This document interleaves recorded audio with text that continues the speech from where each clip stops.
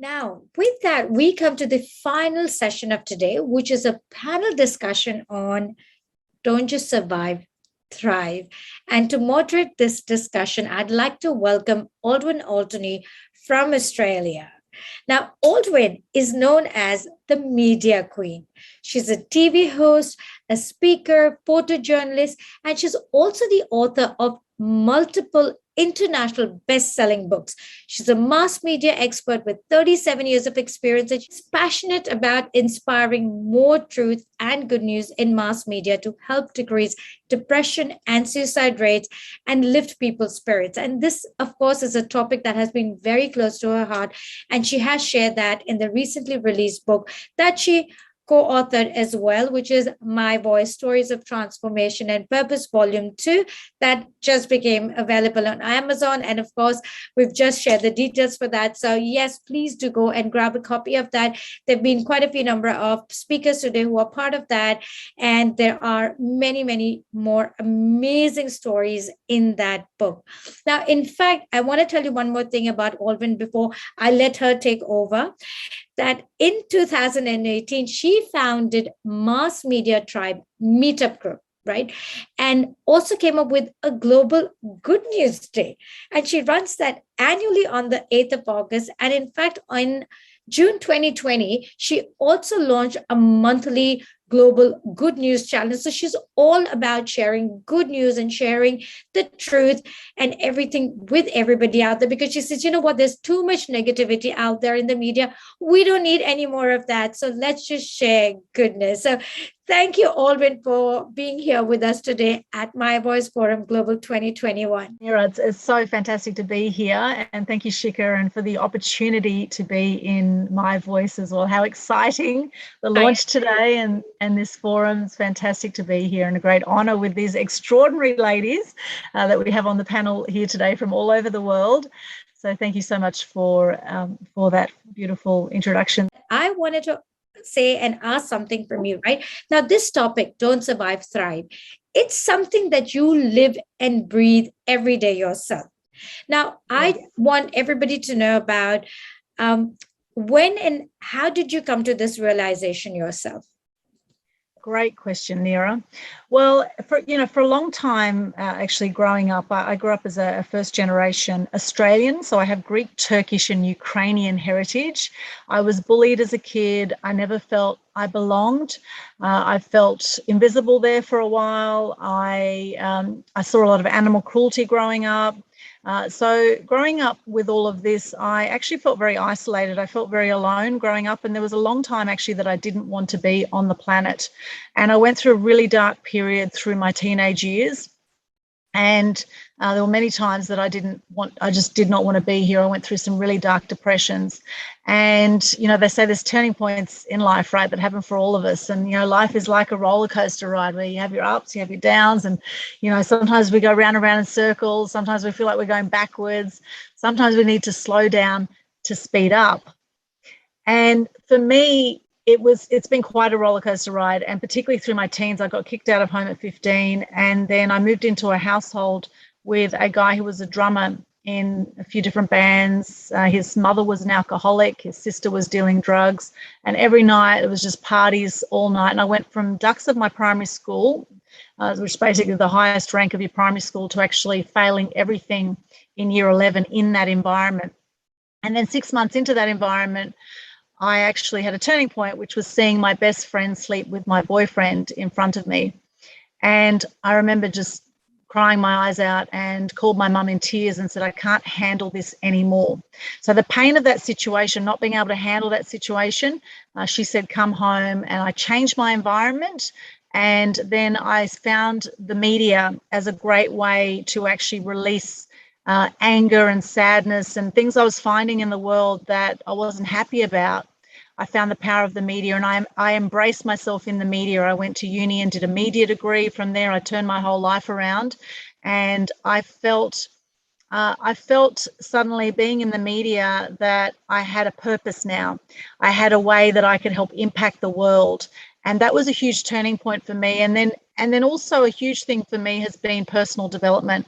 I've invested about $500,000 into my personal development in the last 15 years. I have multiple mentors. I hang out with very inspiring people, and that has been a huge game changer for me as well. To not just survive but thrive is actually to hang out with people in a really positive environment. And also what I realize is I don't want to waste my life. Life is so short anyway. You know, a third of people die by the age of 65. And having had depression, having had some really dark moments, and also having had 4 friends now who have taken their own lives by the age of 45, and knowing statistics nowadays that 1 million people normally take their own lives every year worldwide, and that has gone up now with COVID. And so now more than ever since COVID, it's been like having a rocket up my backside, inspired to actually shift the energy on the planet right now, because, I've also been doing a lot of study around quantum physics, and around energy, vibration and frequency. And a huge thing for me is if people would like to understand this more, look up Dr. Hawkins' scale of consciousness. Dr. Hawkins, Hawkins, scale of consciousness. So everything is vibration and frequency. So we are 99% energetic beings. And whenever we get into love, gratitude, peace, enlightenment's the highest vibration you'll feel, 700 hertz is what we vibrate at. When we come into states of shame, we're at 20 hertz. That's the lowest you'll feel ever. You'll be dead at 0, right? None of us are dead here. However, when you're at 20 hertz, you're in shame. That's in shame. And then in fear and below, fear, anger, guilt, all of that is below 150. And right now, we are vibrating globally at 75 to 100. Most people are living in fear. Right. And a lot of this has to do with the mainstream media and with the messages that we are choosing to focus on and choosing to believe. And having worked in the media now for 37 years, I then went on and, I've worked in TV, radio and print, and I am a stand for truth and good news. And I see the power of the media and messaging and mass media messaging to shift the vibration on the planet. And that starts with us individually shifting our personal vibration. And then the ripple effect of that will carry on with our families, with our greater community, with those we're impacting through our businesses. So a big shift for me was actually having gone through those lows and realizing I don't want to do life like this anymore. I actually want to make the most of my life, and realizing that I can actually make a difference. A lot of us are very hard on ourselves, particularly as women, right? And we think, oh, who am I to step up? Who am I to speak up? And so that's been a massive shift. So that's a long answer to your question. And I really want to hear from the other ladies today too. Thank you for sharing this personal journey. And I knew that you wouldn't get an opportunity to share that because you would be listening to everybody else. But I really wanted people to know about this message of yours. And I'm so looking forward to this panel discussion with all of our esteemed panelists. And I'll see you in a bit, and I will let you introduce all of these lovely ladies that I know so well and so dearly. But I'm going to leave it in your amazing hands, and I will be back in some time. Wonderful. Thank you so much, Neera. Thank you for the opportunity. All right, for our amazing panelists here from all over the world, welcome. It is so great to have you here. This really is a global collaboration today with the My Voice Forum Global. Now, to introduce our panelists before we have a chat with them, we'll go around the Zoom room here. And firstly, we have Roshni Pandey. Now, Roshni is the co-founder of Blue Box, an investment and advisory group nurturing and developing early stage ideas. She's the founder and managing partner of Lexicon, a management consultant firm in Singapore. Roshni has launched several social initiatives like Future Wise and Tribe. She's also a judge for women of the Future Awards, providing young women recognition for their achievements. And more recently, she is the co-author of the best-selling book, My Voice Volume 1. Welcome, Roshni. We're going to have a chat. I'll just introduce everybody, and then I'll be asking you, what does it mean to you to not just survive, thrive? That will be my first question. Okay, so before we get to that, let's welcome our next panelist. We have Patricia Hayward. Welcome, Patricia. She's the founder of Master Build Hers, right? Master Build Hers, a mindset and strategic advisory firm in the UK. She has over 20 years of experience advising, starting, running and scaling businesses.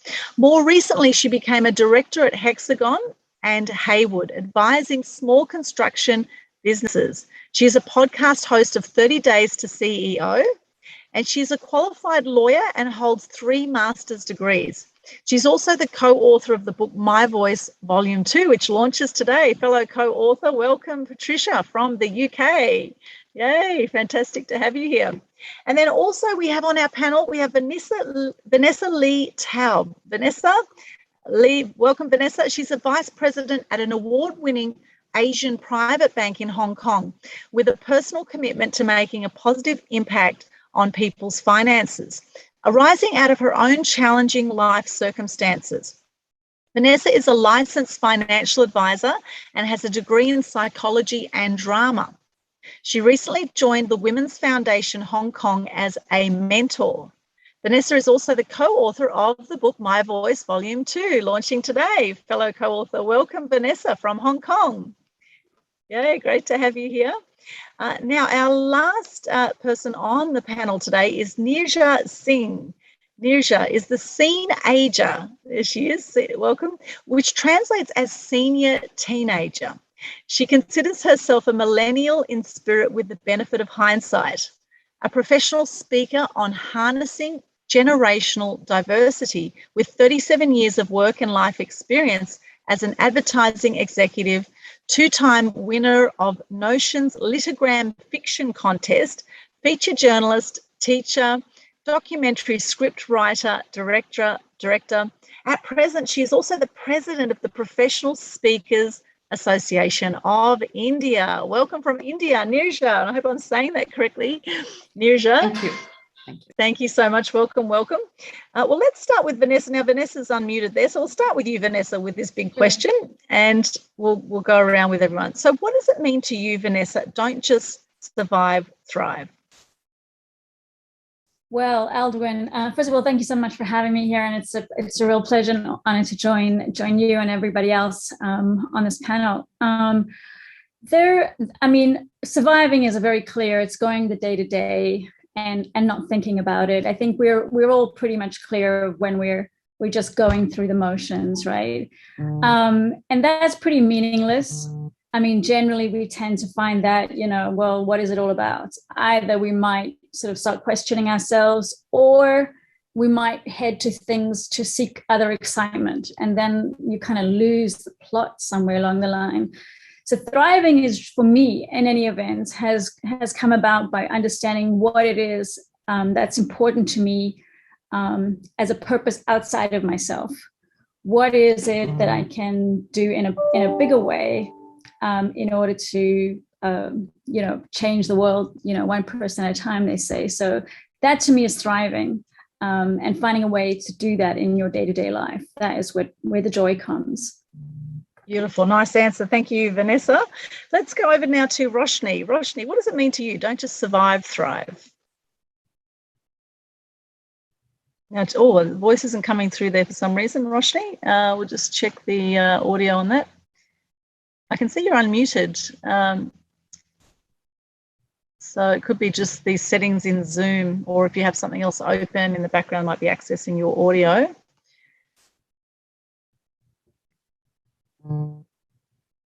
So can anyone else hear Roshni, or is it just me? No, I don't hear her. You can't hear it? Okay. All right, we might come back to you, Roshni, in just a minute. Maybe just check your sound settings, check the audio settings next to the microphone. Just click the little up arrow and just check the microphone settings in your audio on Zoom. Okay, that's a first place to start. And I suggest just close any other apps if you have anything else open, like Facebook, that might have used your voice or anything else. So we'll come back to you, Roshni. Thank you. Okay, and this happens from time to time on these live events, so we need to learn to go with the flow, right? Okay, so let's go over to Patricia. Patricia, don't just survive, thrive. What does that mean to you? I hope you can hear me. Yes, we can hear you. Well, thrive to me, if we go back to the meaning, the original meaning is the grasp to oneself, and how I see it is really just seizing something, holding something firmly. And so it to me means you need to have a goal in mind, something ultimate that you're working towards. And I often think of it as live in the verb, because as humans, we live in the verb. If we don't live in the verb, as you said before, we're dead, right? We need to be working towards something, and thriving to me means in the process of, it's in the verb while we're doing, because oftentimes, especially in today's society, we look for those markers of success. And so we're always looking to the end, and we think we're not thriving if we haven't achieved the end. But thriving is a process. So once we're living in the verb, going towards something, which I think is your goal in life, and it doesn't have to be a financial goal. It can be, I want to be happier, I want to spend more time with my family, whatever goal that is. Once you're striving towards that and you're setting your intention with everything that you do, you are thriving. And the opposite, therefore, is surviving. If you're just the wind is just blowing you about, you have no intention, you don't have a goal. And there are people who don't have goals, and they wonder why they're not thriving. It's because there's no intention behind, why am I here? Why am I in this meeting? Why am I in this job? Why am I doing this? Why? That's what you're missing. And so you're just going along with, for example, the media, whatever it tells you, you think, oh, I need to lose 10 pounds. Why? Because the media told me to lose 10 pounds. But so it's about start questioning the things that we're fed, and bringing in your own view on things, what's right for you, what is your intention, what you want to achieve. And once you're in the process of doing that, you're thriving. That's how I look at it. Yes, nice one. I like that. Yeah, very good, very good. All right, Nirja, over to you. What does it mean to you? Don't just survive, thrive. Yes, Alwyn, to me, it means only two words. One is your personal expansion. All your faculties, your mind, your heart, your soul, spiritual, whatever level you can take it to. That's number one, personal expansion. I take that very seriously. And the second point is to contribute. These are the two things. These are my definitions of thriving. And I have thrived in my life by constantly taking on roles, assuming responsibilities, and Alvin, in many ways, taking on things that other people don't want to do. That's been my eligibility in many cases. There were jobs that other people didn't want to take on. There were roles that other people didn't want to take on. There were fires that other people didn't want to put out. And I just stepped up. And that has kept me going.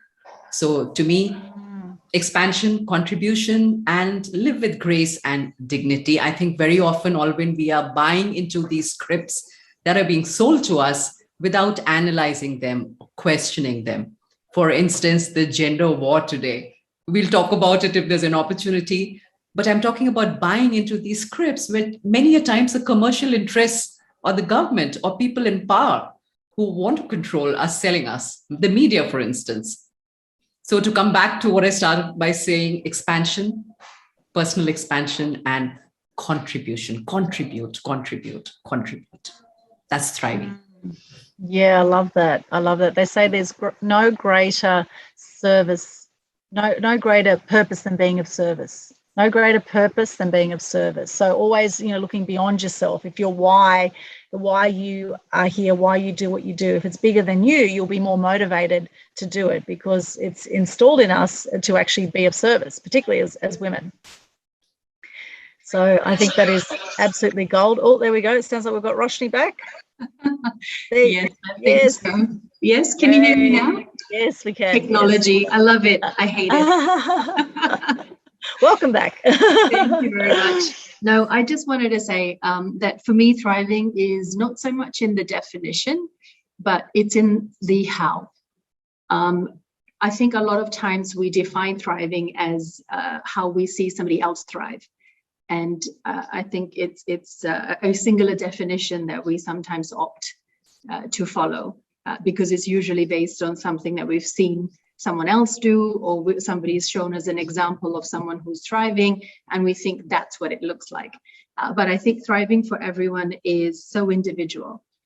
Everybody's got their own different definitions of what thriving is, and it comes from within. It's what intuitively feels right, because if it doesn't feel right, then you won't be thriving. You won't feel like you're thriving.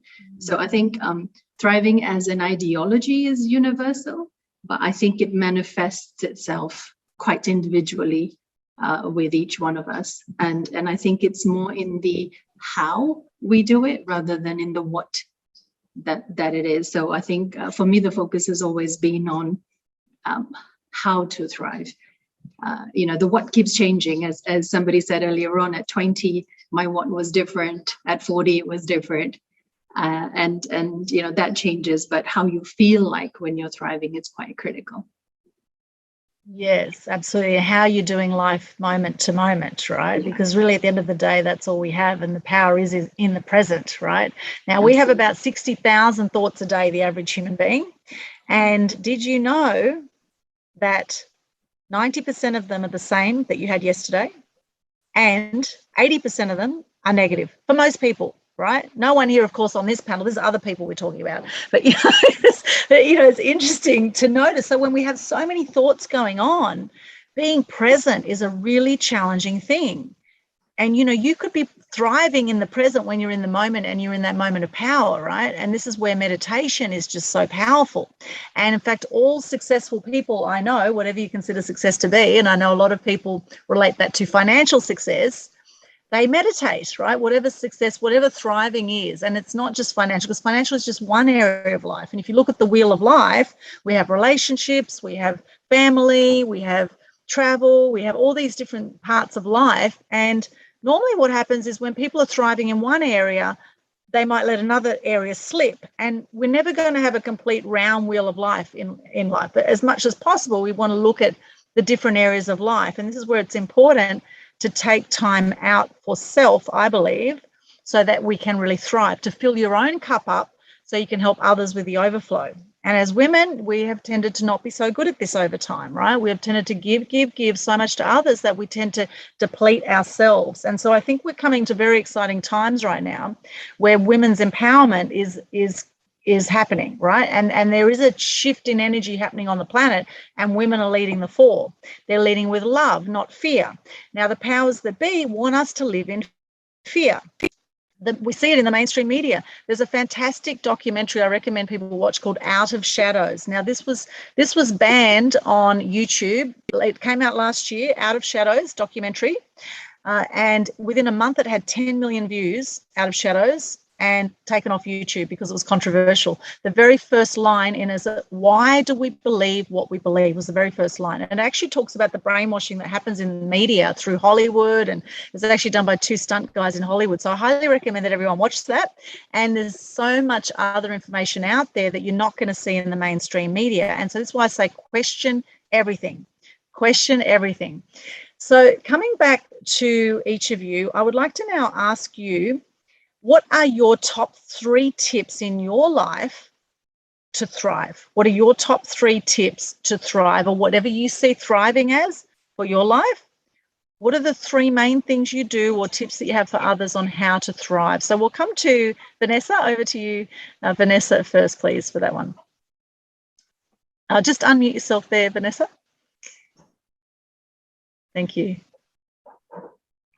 Sure. Okay. So I think what everybody does is, of course, going to be unique to them. It's got to feel right to you. What feels right to me is good for me, but everybody has to translate that into what feels right for them. For me, you mentioned meditation. I do Ashtanga yoga practice every morning, and that clears my head and gets my day started efficiently. That's the first thing. And I think something else that's really important, like to get your day started in a way that sets you up right. At the end of my practice, I always have a gratitude moment. And that's the time where, we recognize what is working. Because no matter what's going on in our life, it's very natural as human beings to compare up instead of comparing down. And so we tend to say, oh, but I don't know.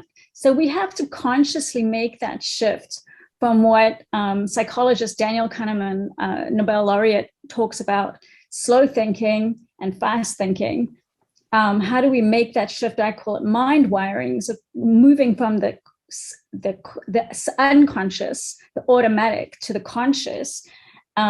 What we do is really put in habits in our life, and gratitude should be a habit.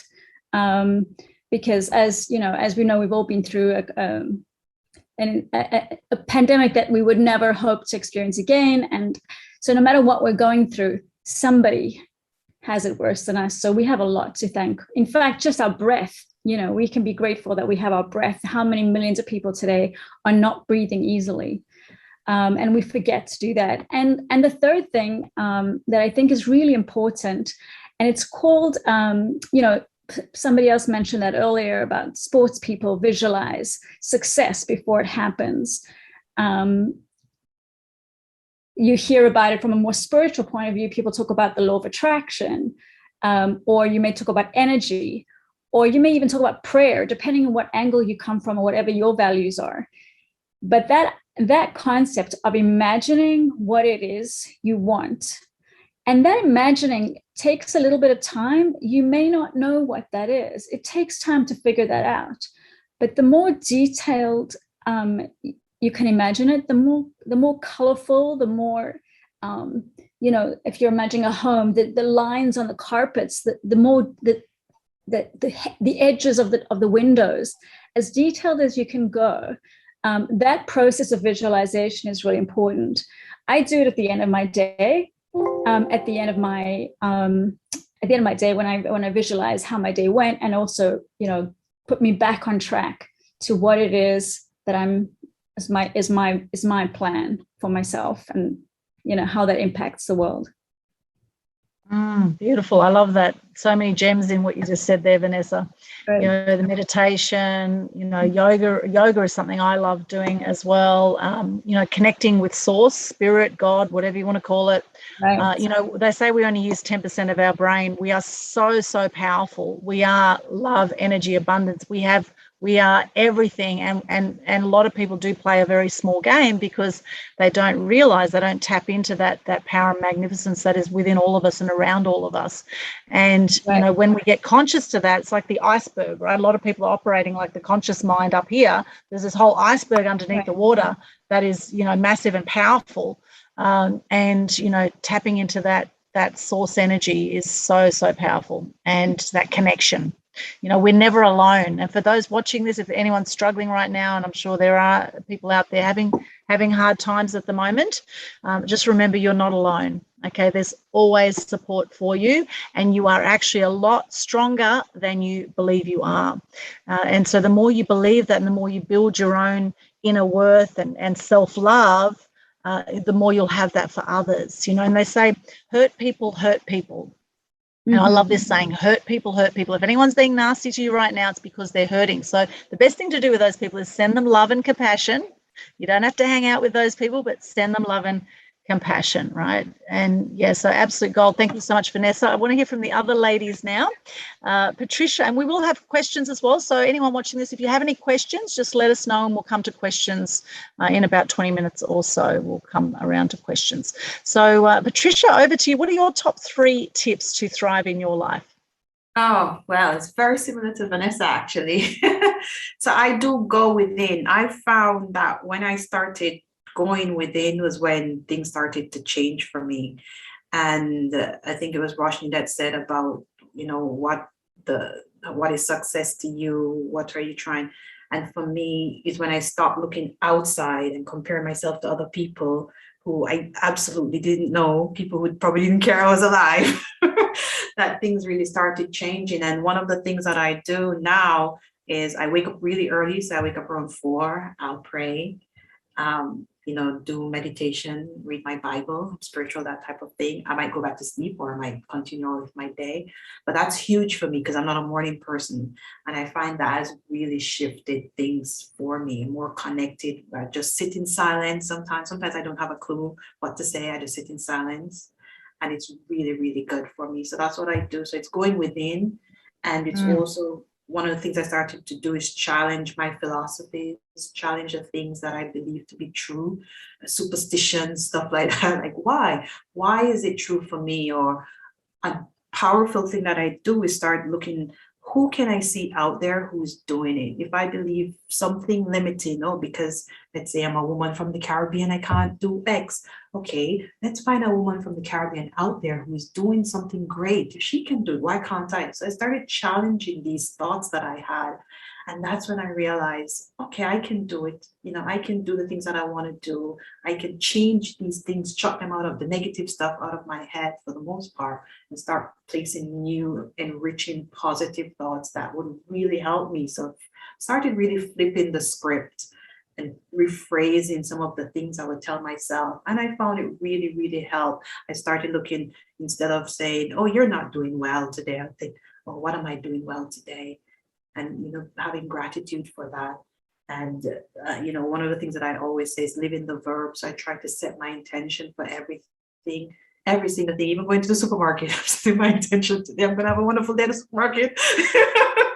You know, and I found that it's like the world just started opening up. You set your intention to go to the supermarket, the cashiers are friendly, you know, the people get out of your way, and you realize that you are no longer just surviving and thinking things are happening to you. You know, you are now realizing that you are helping to craft the experience that you have on a daily basis. And so you feel good inside, you feel good, you do good things happen to you, and you feel like you're thriving, feel like you're being enriched. And you also, as Neersha said, you're also contributing, because if you're happy, you know, as you said, hurt people. If you're happy, then you are always extending the olive branch to people, and you're bringing happiness out into the world. So that's what I really do. I have a list of things that I do every day, because habits are hard to change. Yes. And I follow through for the most part. Yes. Fantastic. I love that. And, you know, self-love is one of the most important things, and actually acknowledging yourself for all the things that you have achieved, you know, so people can be so hard on themselves. And I know I have been too, and I'm a massive achiever, and I do, go. And then often, you know, my lifestyle's been like high adrenaline. And I know a lot of people in business like this too, go, and then crash, right? Go, crash. Right. So this is where having that time out and having boundaries as well is really important, you know, knowing when to say no to clients. You know, if you don't set boundaries with clients, they'll be calling you on a Sunday and expecting messages back at all times of the day. Right. Whereas, you know, really looking at yourself and, you know, what do you need to fill your cup up, and setting those boundaries for yourself. So the more you can nurture yourself, the more you can actually serve others. You can't serve others from a depleted cup. Right. So, yeah, fantastic. Some absolute gold there. Thank you, Patricia. Now we'll go over to Neersha. What are your top 3 tips to thrive? What do you do, Neersha? Well, Alvin, my first tip is to learn. All right, learn. So I started learning golf at age 52, and I began to play a good game. I knew the I knew the breaststroke and the backstroke. I didn't know the butterfly and the fourth one. I learned all 4 strokes in swimming just about 4 years ago. And I started learning Spanish. When I first started learning Spanish, my cousin told me, what are you doing learning Spanish at this age?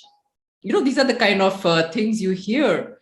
But learning something new at regular intervals has kept me on the ground and kept me in touch with the reality, because you're starting afresh every time. And then there are these milestones that you keep meeting, and every milestone gives you a high.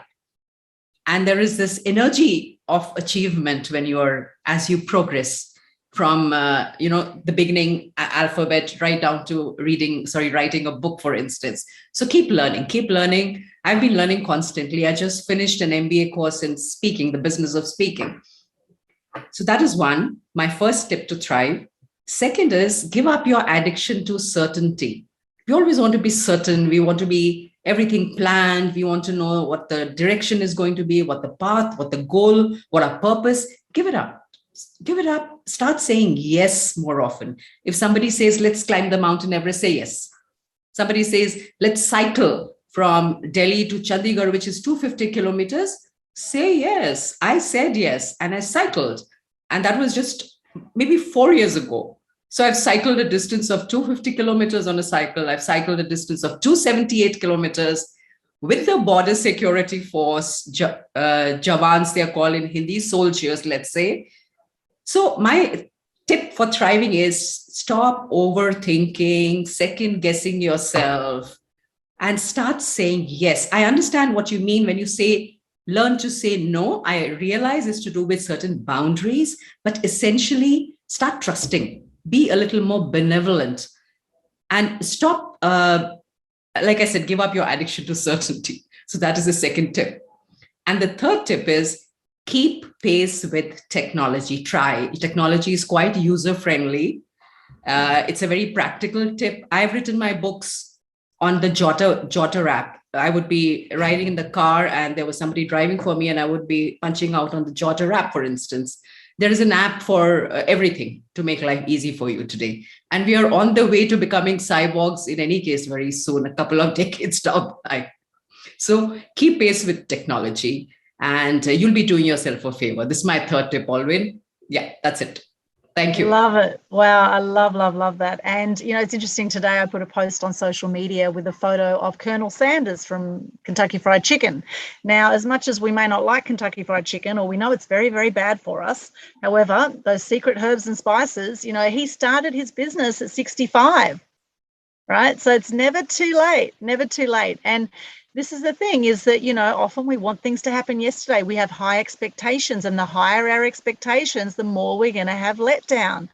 So I think as much as it's important to visualize and plan, I think also we need to allow for flow. It's known we are going to be hit with curveballs in life. There are going to be unexpected things that are going to happen. And how are you going to navigate that, right? That's the big question. It's not that you're going to get knocked down. You will get knocked down, and it's just a matter of how quickly will you get back up again. Now, as toddlers, all of us were toddlers at one point. We were babies at one point, right? We are just big babies now. With a bit more wisdom, we are, but toddlers, they fall over about 1,000 times before they learn how to walk, right? So imagine if a toddler, they fell over once and then thought, oh, bugger it, this is too hard, I'm not going to worry about, I'll just, I'd rather just lie down for the rest of my life, right? But babies don't do that. Toddlers don't do that, right?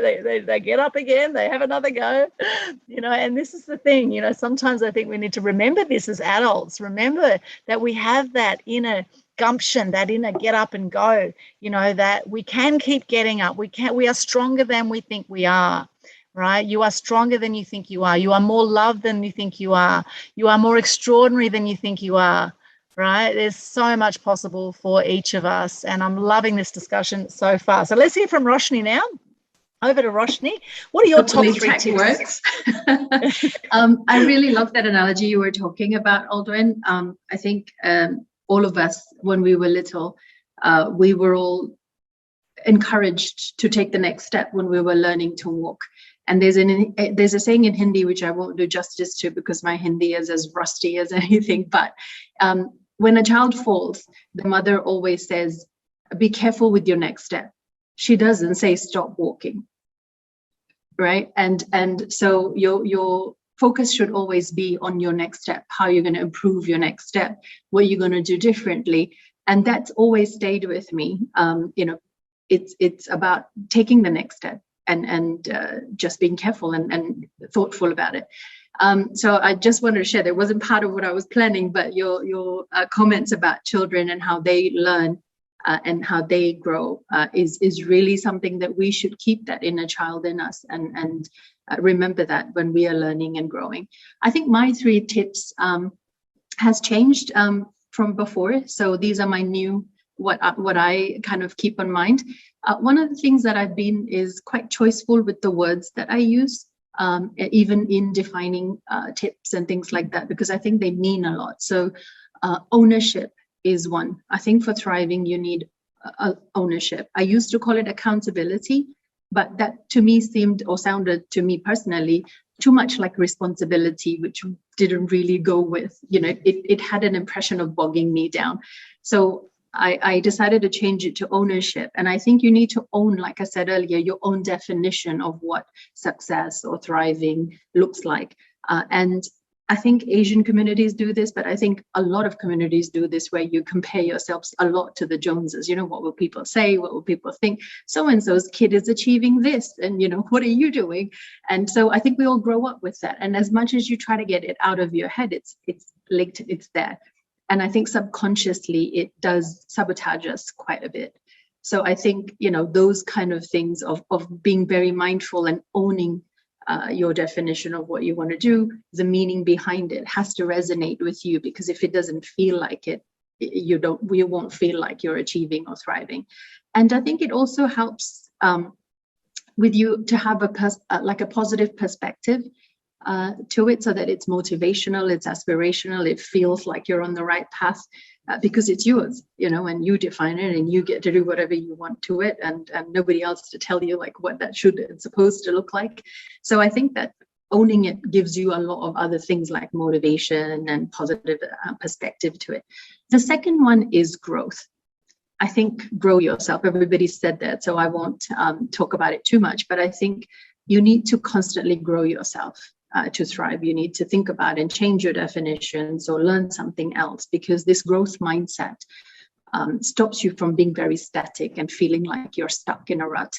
I think growth has got like, you know, all these green shoot feelings, and it's got all of this, you know, positive vibes to it, and you feel like you're doing something constructive. And growth is not just education for me, it's also reflection or spirituality. I'm not extremely religious, but I am spiritual, and it took me a long time to figure out the difference between the two, because my dad is very religious, so forcing him to answer tons of questions like, why must we pray with a white flower and not a yellow flower, and like, what does it meant to do? And then I started to learn about the science of colors and what it actually does to your mind, and the idea was for you to be in a state of mind rather than a particular color would please something. So just educating, like you said, and learning about stuff does give you a lot of growth, and helps you make informed decisions, right? So then when something does go wrong, you don't have anybody else to blame. You're like, no, okay, should do better next time, right? So it helps you get up and move again. And I think the last one, which a couple of people touched on, but for me, it's agility and balance. It is knowing when to say yes and when to say no. I had to learn to say no to clients and to overcommitments and to many other things, but equally I had to learn to say yes. So I think agility and balance is, to me, a huge one, because things are not fixed, and COVID's shown us that, right? If you get married to a plan or an ideology and you can't shift and change that, then I don't know if you can say that, but you're kind of screwed, right? Because you're not going to move. And I think resilience and growth comes from being nimble and being able to move around and be agile. You know, in one point, agility does teach you to plan, but also let go of the plan if it's not working. So one of the big things I've been doing recently is saying to the universe, once my planning has failed and I've tried to be resilient and stay on path, then I've just said, okay, universe, you obviously have another plan for me, so I'm going to leave it to you, because in this instance, I think you know better than me. And things usually turn for the better. So I try. And then at some point, I'll probably go, I'll leave it to you now. So those would be my three things: ownership, growth, and agility and balance. Wonderful. Thank you, Roshni. Great tips there. Absolutely love that. You know, there's a saying that we make plans and God laughs, right?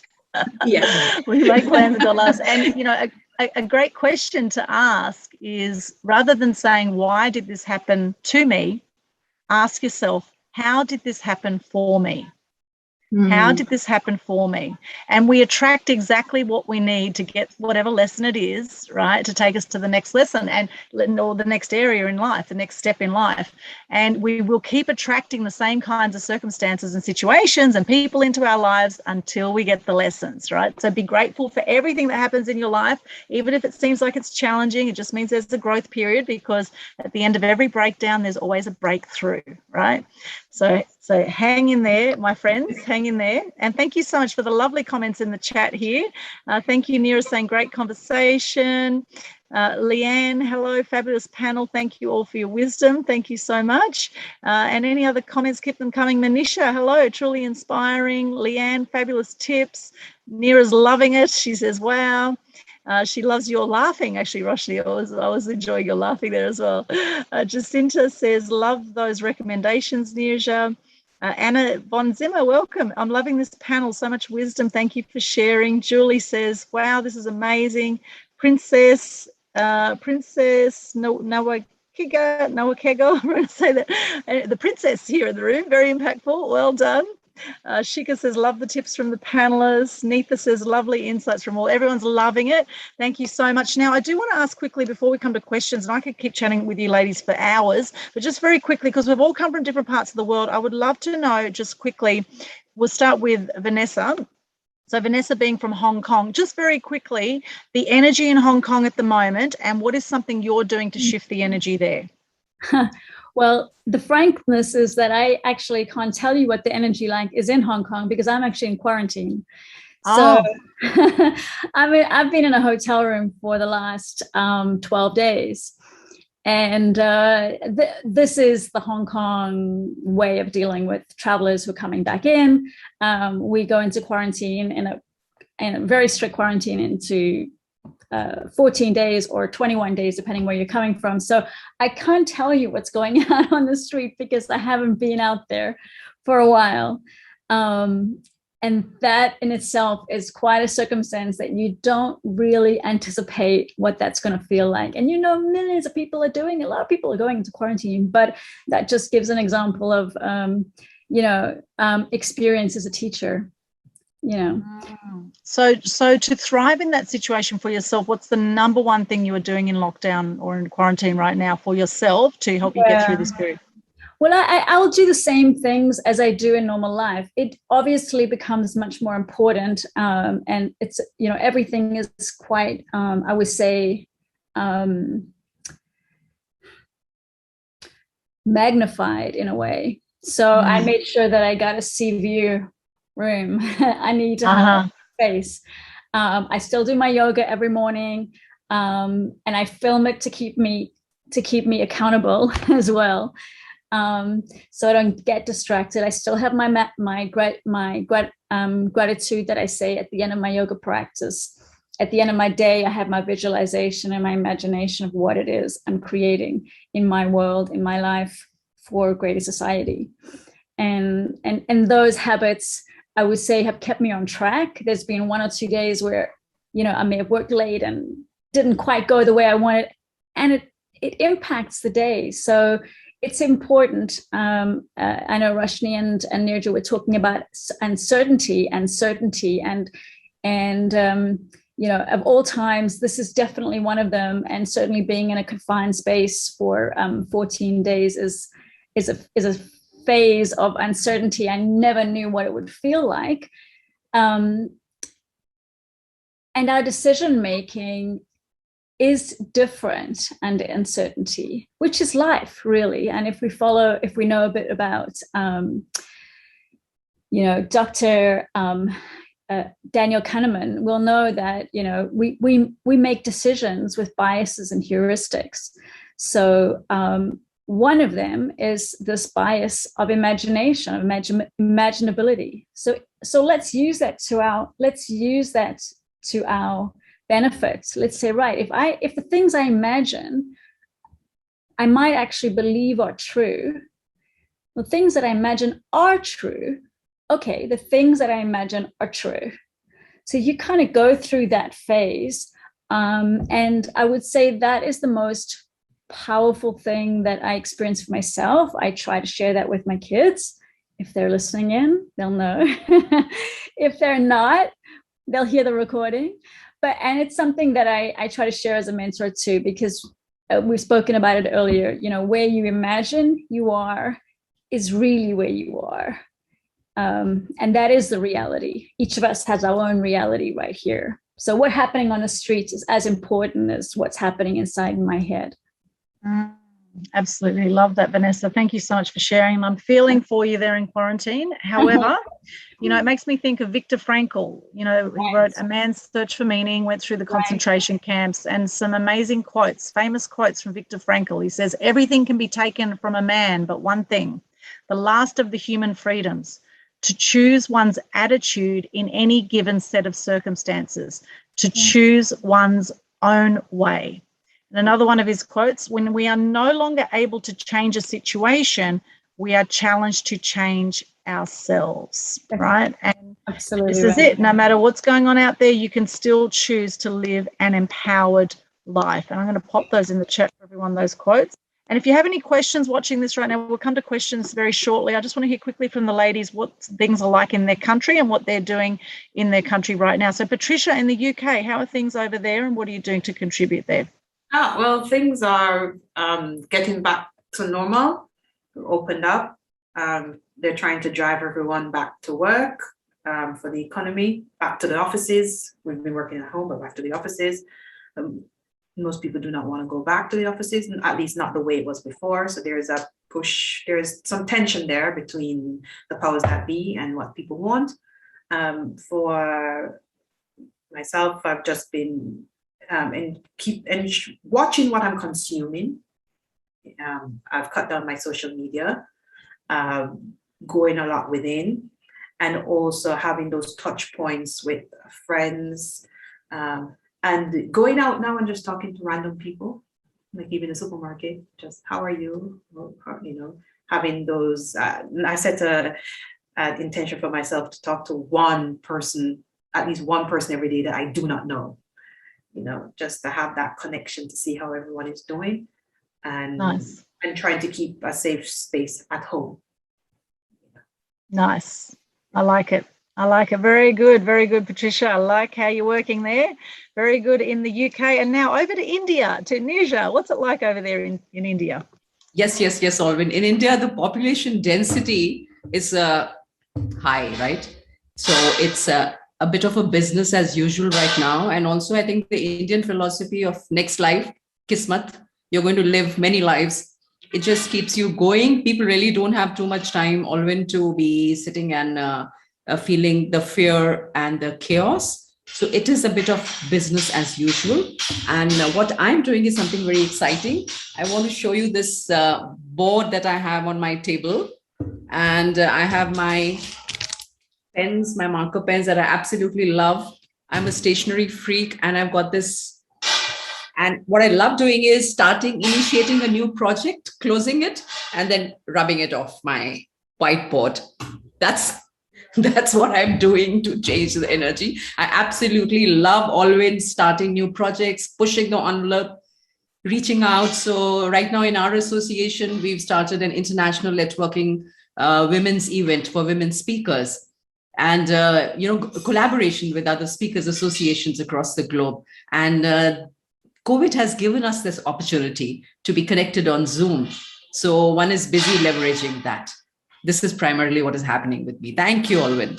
Thank you, Nisha. Thank you. And Julie says, good to know she's not the only stationery freak. No, you're not alone there, Julie. Fantastic. Thank you so much. From India, this was a bit like the Eurovision Song Contest, but we're not going to be breaking out in song. Now over to Singapore, to Roshni. Over to you. What's it like over there and what are you doing? Can we sing our responses? You can if you like. That's one way of getting your voice out, right? Yes, it is. I think in Singapore, everybody's feeling pretty stuck. We are still in some form of lockdown. So we've never actually left lockdown. We've just had different names. I think the governments, I've got to give them credit. They're so creative with coming up with different names for lockdown. So it doesn't feel like lockdown, but it is. So you're allowed 5 people or 8 people or 2 people. But we've never went or rather gone back to full freedom. So I think people are feeling stuck. It's a small country, so you can't really drive anywhere. It's probably 45 minutes north to south and probably an hour and a half east to west. So a long drive is into the ocean, I think.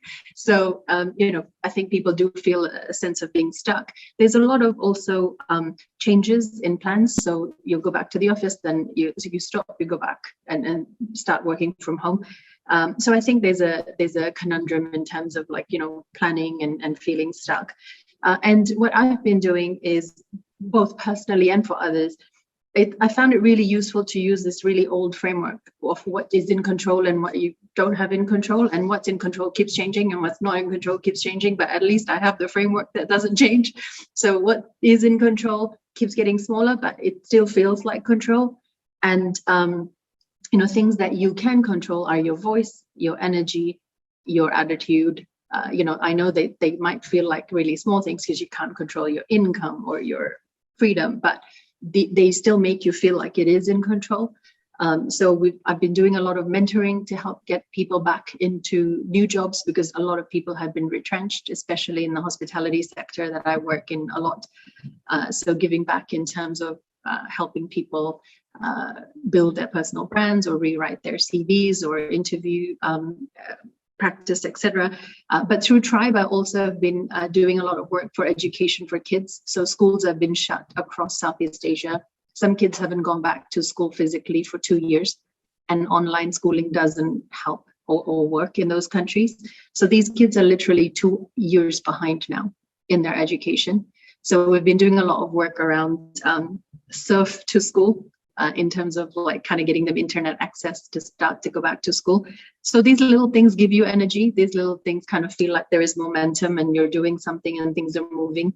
But yeah, it's trying to figure out what about you can be free, and then just use that.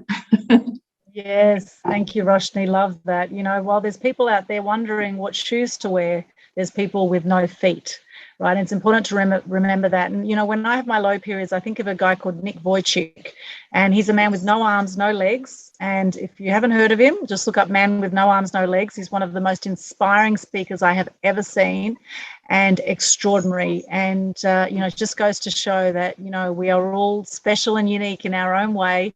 We can't help the way we're born, in what form we're born. However, the fact that we're born, we've already beaten about 1 billion swimmers to get to the finish line. So you've already beaten 1 billion others just by being born. So there's a reason you're here. And as Bob Proctor says, to find your purpose, do what you love, do as much as you can of what you love every single day. And in fact, now is a fantastic time to actually get creative. And it's a great way to overcome any depression or any down states. Get creative. It could be cooking, it could be singing, it could be playing an instrument, it could be writing. There's so many things you can do. And in fact, on Media Queen TV, I did an interview with a lady called Tracy Corman a while ago, and it was called How to Overcome Abuse and Depression. And we actually shared our own tips on how we've overcome depression. And I often recommend to people, watch that 1-hour interview if you want some tips to actually help shift your state, because a lot of people who are depressed feel very alone. And you are not alone. There's a lot of people that go through depression. In fact, it's about 1 in 3 to 5 people. It's very, very common that people go through these depressed states. So it's just a matter of how you navigate that, and getting creative is a great way to do it.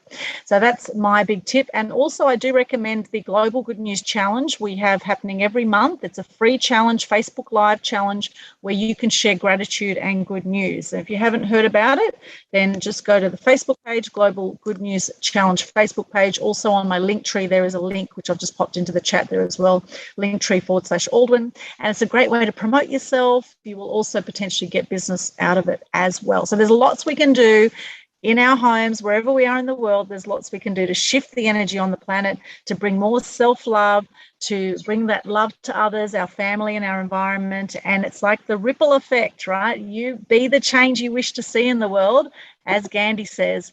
And as I say, shine bright and light up all those around you. What a wonderful panel we've had here tonight. It's been absolutely extraordinary. Thank you so much, ladies. Vanessa, Patricia, Nirja, Roshni, all the way from Hong Kong, UK, from India and Singapore. Yay, congratulations to all of you for the amazing work you're doing. Thank you so much for joining us. Your contact details are in the chat there.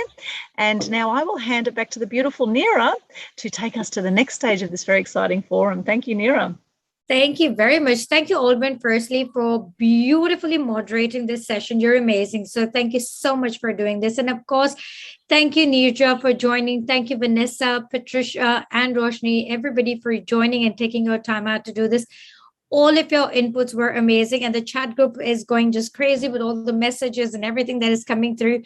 So go ahead and read everything, because obviously when you're doing it, you weren't able to read all these messages, but please do. And we're taking screenshots, so don't worry, we'll share them with you. So once again, thank you. And as Aldwin mentioned, we have shared their details in the chat group. So if anybody wants to get in touch with them, have a chat or anything like that, please feel free to do that.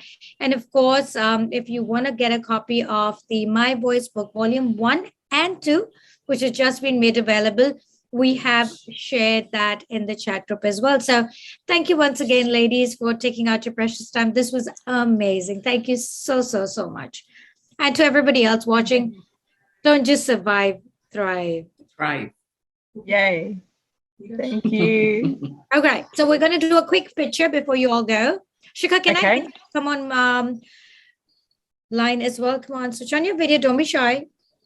You can do this. There we go. Okay, let's do a picture. Thanks, Shikha.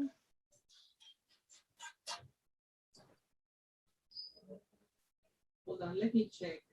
Okay, sure. No, I think, Nija, your eyes are closed. Okay, Nija, your eyes are closed. Saying, Can I take a photo too after this? yeah. Always with a camera.